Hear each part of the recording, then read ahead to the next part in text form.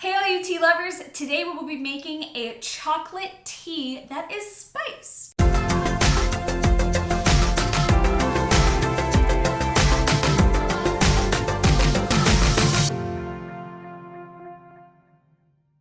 Alright, so we have a lot of ingredients today, so let's just get straight into it.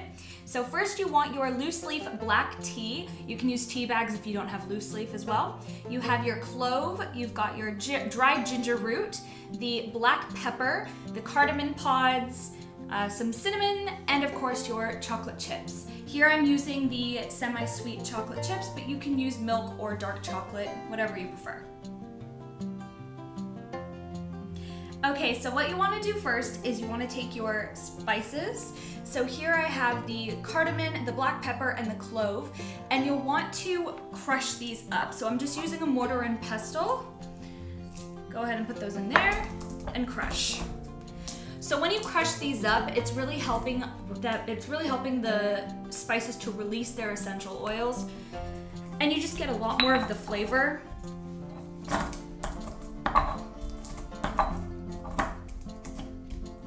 See, if you just put them directly into the strainer and put the boiling water on top, it won't really release the flavor and it'll be kind of dull. So this is definitely a must. Now you want to take your strainer, put it in your cup, add in your spices, followed by your black tea and ginger, and then last but not least, your cinnamon.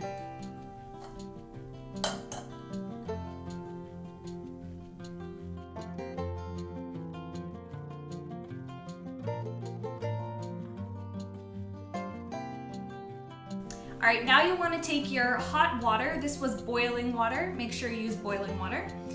And you'll want to pour it in, but not all the way. A little bit more. There you go, that should do it. And you're gonna let that steep for about 5 minutes. All right, so that should be good. Just going to pump it a little bit.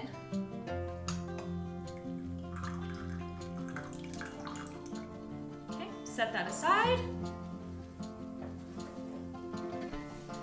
Now time to add in your chocolate chips.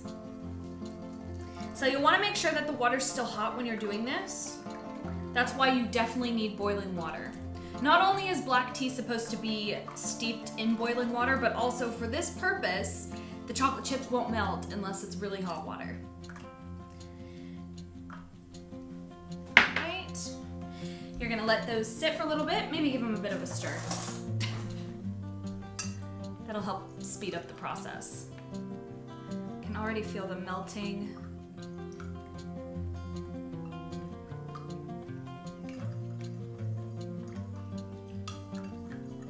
And while this is happening, you can go ahead and heat up your milk.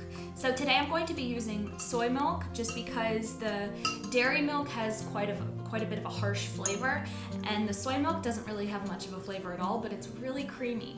So it kind of gives you that hot chocolate kind of feel, but you can still really taste all of the flavors.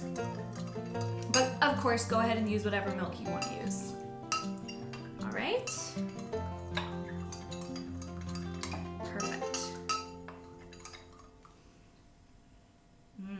Almost looks like coffee. All right, now you want to grab your warm milk and pour it in.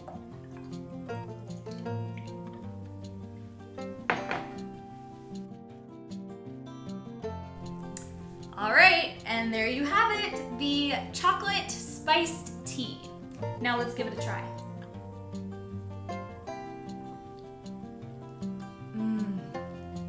That's so good. So you can really taste the chocolate, but you can also taste that hint of spice from the black pepper, and then just those beautiful tastes of the cardamom and the clove and cinnamon mixed together.